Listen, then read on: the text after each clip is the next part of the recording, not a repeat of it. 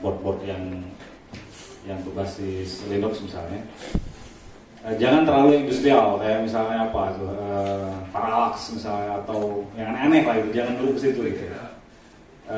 Betul Arduino jarang dipakai di industrial ya, mungkin Bapak nggak mungkin pakai Arduino di sini gitu ya. Oh, enggak, custom Kan, tapi demi menarik minat ya, dan ya orang untuk sanggup lagi itu kita coba knowledge yang simple untuk prototyping. Nah, jadi ketika memang tadi produksi hardware sendiri, apalagi yaitu jangan langsung masuk ke hardware-nya itu sendiri gitu. Maksudnya hardware sendiri itu jangan langsung dipaksa untuk diketahui orang banyak. Justru kita coba berbagi hal-hal yang sifatnya lebih menarik, lebih simple. Jadi yang common terus kemudian mudah diadopsi. Ya, mudah diadopsi, mudah dicari sih yang pasti. Iya. Karena ternyata masalah yang paling utama di Indonesia untuk adopsi hardware, belinya susah gitu. Kita bilang tinggal beli aja di AliExpress. Iya sih, tapi nggak punya kartu kredit gitu. Sesimpel itu jawabannya kan. Iya betul. Ya kan? Atau terus tadi aja bro yang nanya, Mas saya bete nih kena customnya gede juga ya gitu kan. Gimana ya cara menghindari dia cukai gitu? Wah. Iya, double invoice kalau kita Mas. Terus yang jawab, ya udah lu transaksinya tengah laut aja gitu. Lu tengah laut, sebetulnya nggak diketahuin sama patrolinya posisi gitu kan. Ya itu sih gitu lah. Tapi maksudnya memang agak susah ya untuk import karena kita mostly import gitu. Iya betul. Saya mengalami hal semacam itu ya. Jadi waktu pertama kali production itu sangat luar biasa, berdarah-darah dan tertatih-tatih gitu. Karena kita nggak cerita masalah manufacturing ya. Tapi nanti kita bikin sesi sendiri Mas, khusus IoT Mas, tenang Mas. Oke, satu lagi. Ya Mas, yang pakai kacamata Mas Argo ini kayaknya Mas Yugo. Saya mau tanya gini Pak, sama Pak Andreas ya, tentang customer acquisition Pak. Kalau misalkan kita sudah terlanjur melakukan strategi customer acquisition-nya ini, tadi yang sudah diceritakan perlu dulu gitu Pak. Apakah ini tidak akan mempengaruhi atau mengaburkan market validation ya Pak? Takutnya kan ini customer beli sama kita hanya karena harganya murah gitu. Ketika harganya sudah normal, takutnya dia nggak jadi beli. Terus satu lagi mungkin untuk market validation ini ada indikator yang bisa kita pakai nggak kalau misalnya kita sudah terlanjur melakukan strategi customer acquisition-nya dengan merugi dulu tadi. Terima kasih. Oke. Jadi pertanyaan ini sebenarnya nggak khusus untuk teknologi. Ini kita lakukan juga ketika kita bikin bisnis makanan, bisnis apa yang itu sama. Jadi kalau kita lihat, kalau aku buka tempat makan, gitu, misalnya belum ada brandnya dan kebetulan tidak ngajak artis untuk jadi ininya, celebrity-nya, ya kita bikin acara bagi gratis dulu gambar, atau dulu ingat the cost bikin gratisan membayar sesukanya. Ingat yang dipakai di mindset kita itu bukan gratisan itu adalah membuat orang akan memakai itu semua. Tapi mindsetnya kita itu adalah menurunkan entry barrier orang untuk mengadopsi produk kita atau memakai produk kita pertama kali. Yang perlu diingat, ketika gratisan itu adalah masanya di mana konsumen akan menghitung value for money-nya produk dan servisnya kalian. Jadi pas kalian buka warung makan, kalian gratis 1.000 orang, tapi harus nge-tweet dan lain-lain gitu. Tapi jadi ada efek ketika kalian kasih itu gimana efek supaya ada efek komunikasinya juga, supaya orang lain juga tahu kayaknya yang gratis. Tapi pas makan atau pas pakai produk kalian, si konsumen itu akan ngitung value for money enggak. Artinya di situ yang kita sebut dengan moment of truth. Ketika orang nyoba produk kalian pertama kali, moment of truth itu si konsumen akan ngitung, oh ini servisnya kayak gini, oh rasanya kayak gini, oh pelayanannya kayak gini, oh enaknya kayak gini, oh produknya utilize-nya kayak gini, memakainya enak atau enggak. Di situ konsumen akan ngitung, berarti enggak sih kalau harganya nanti akan benar. Karena misalnya makan nih gratisan 15.000, dia kan sambil makan kan sambil ngeliat nih harga menunya, oh harga menunya cocok buat gue enggak, bener enggak, masuk enggak, rasanya sesuai enggak dengan harganya dan lain-lain. Itu yang membuat akan kembali lagi. Makanya ketika kalian melakukan akuisisi yang pertama, misalnya dengan nurunin harga dan lain-lain, yang perlu kalian pastikan gimana kalian minimal audiens yang tepat lah yang akan masuk ke situ.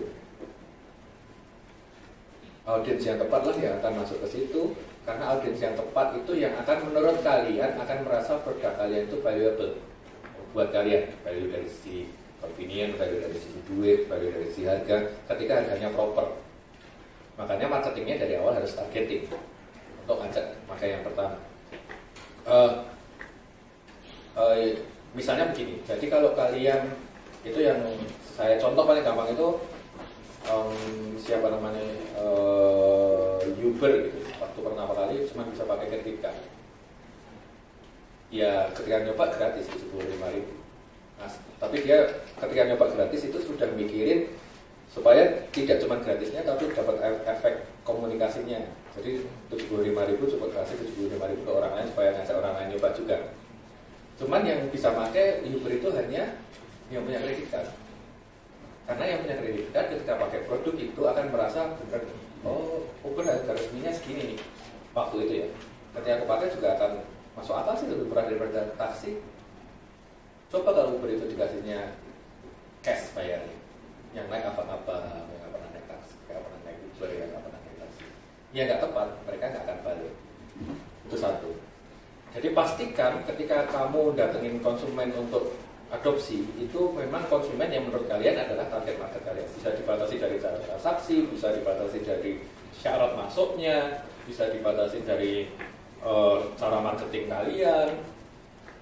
Misalnya gratisnya hanya kalau nge-tweet gitu. Kalau nge-tweet ya paling enggak berarti anak muda ya, yang bisa nge-tweet. Berarti memang segmen kalian anak muda gitu. Itu satu. Yang kedua, memang tidak bisa dipungkiri pasti akan terjadi loss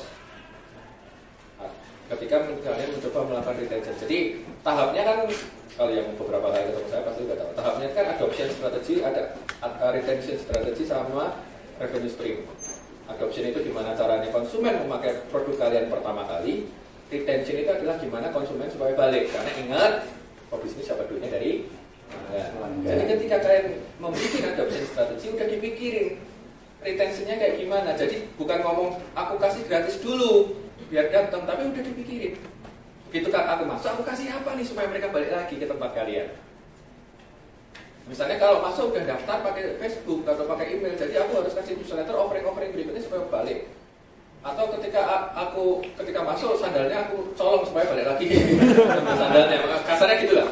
Atau apa yang membuat mereka balik itu. Jadi ketika kalian bikin adoption strategi itu dipikirin itu banyak A, B, C, D, karena bisa saja adoption pertama nggak berhasil, kedua berhasil, ketiga berhasil. Jadi mesti punya alternatifnya. Tapi dari awal kalian udah punya retention strateginya. Retention strategi itu, ingat, adoption sama retention itu bukan cuma masalah marketing, promosi, komunikasi, tapi how you design the product itself itu udah mikirin itu. Kalau zaman dulu ingat, ketika kita bikin Instagram, kita harus ngajak sama teman kita Facebook untuk nyobain Instagram juga gitu kan, baru kita bisa buka Instagramnya. Artinya apa? Ketika adoption, ngajak orang lain juga supaya ikut. Itu kan produk desainnya udah dipikirin. Nah, adoption, retention, baru mikirin revenue stream. Jadi ada ABC, cara-cara cari duit. Ingat, semuanya itu ada alternatifnya karena tidak ada rumus pastinya sebenarnya. Punya kira-kira, tapi kenyataannya kalian harus coba satu-satu, kemudian di scale setiap ada yang berhasil. Gitu. Nah, setelah itu kalian akan punya nih konversi dari adoption ke retention, konversi dari pengguna menjadi pelanggan. Kalau Mas Joshua udah tahu namanya cohort analysis itu tiap hari sampai mules ya namanya. Jadi memang kita akan ngukur terus nih, orang yang pertama kali datang itu berapa, orang yang datang kedua kali itu minggu ini berapa, orang yang datang ketiga minggu ini akan diukur terus. Karena memang ingat, kita nyari pelanggan. Ya gitu ya. Jadi nggak salah. Pertanyaannya adalah, aku ditanya, Mas, kalau kayak gitu kita mulai dari price, dari apa, pertanyaannya, nanti kalau ada kompetitor data yang sama, itu konsumen cuma pindah-pindah kayak gitu. Nah, itu PR-nya. Artinya, in the end of the day, how kamu menangkan mereka menjadi customer, menjadi pelanggan, kemudian in the end of the day, how kreatif kamu bikin bisnis model, supaya ternyata aku bahkan istilahnya koran Kompas itu juga gratis saja sebenarnya juga untung gitu, karena dapat duitnya dari mana? Iklannya ya. Jadi makanya nomor 3 yang aku bilang tadi, revenue stream. Jadi di depan itu adoption kalian bakar duit terus, buang duit terus, bisa aja revenue nggak nyambung sama revenue streamnya di belakang, karena revenue streamnya memang nggak dari bayarnya kok. Gitu. Si Gojek itu dia ngasih kredit banyak banget loh, ada kredit kulkas, kredit motor, kredit helm, kredit apa ke tukang ojeknya loh. Jadi dia kamu kasih gratis ke kamu, ya dia dapat dari kredit ke tukang ojeknya, ya bisa nutup misalnya gitu. Nggak kepikiran kan? Nah makanya namanya adoption, retention, revenue stream itu key strategi yang kamu memang harus pikirin semuanya dari awal dan bisa berubah-ubah. Ngerti? Voice ada 3 pilar ya, tapi jangan takut teman-teman. Seperti yang diceritain Pak Andreas tadi itu akan dipelajari sebenarnya nanti di Pensky Venture ya. Jadi kalau hal-hal yang diceritain Pak Andreas, yang diceritain sama Joshua sama Mas Andriadi itu nanti pasti akan ada. Tapi setelah talk show ini nanti ada teman kita, ada Pak Ahmad yang akan menceritakan Pensky itu kayak gimana kira-kira. Bagaimana kayak create startup lah, kayak gitu lah ya. Jadi membantu mengakselerasi kalian ya. Pertanyaan terakhir, 2 kata lagi Pak. Oke, bisa disiapkan mic-nya terakhir. Jawabnya 2 kata ya. Kira-kira target kalian kan 2016. 50.000 employees. Oke. 50.000 employees subscribe ya. Oke. Pak Andreas, anggaran Ideal Source untuk investasi tahun 2016. Iya, Sesuai maumu aja.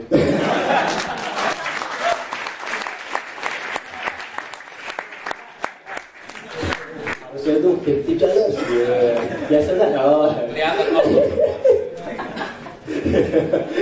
Mas Andriadi, target Daikut X 2016. Terserah kamu Pak. Guys, nggak ikut-ikut ya. Ya, mimpi dari semua perusahaan software adalah mass production. Mass production, tepuk tangan dong kawan-kawan. Jangan lupa nanti sore masih ada event selanjutnya. Event selanjutnya ini nggak kalah seru lagi.